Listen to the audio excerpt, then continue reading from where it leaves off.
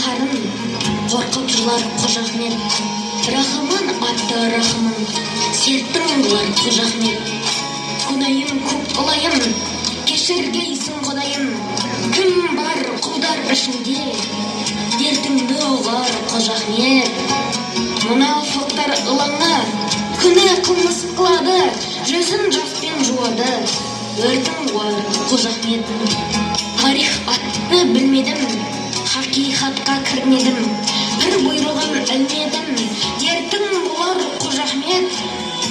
Ақыр заман болғанdır, залым төрге қонғанdır, қарамшыда толғанdır, татқан зәһәр Қожа Ахмет. Тас жерменде шын құлмын, қашық жолда ұйбылмын, арыстан бақты тір қылдым, бақтан болар Қожа Ахмет. Құл Қожа Ахмет тағат қыл, жыламақты әдет қыл, бәле келсе сабақ біл, хақтан болар Қожа Ахмет.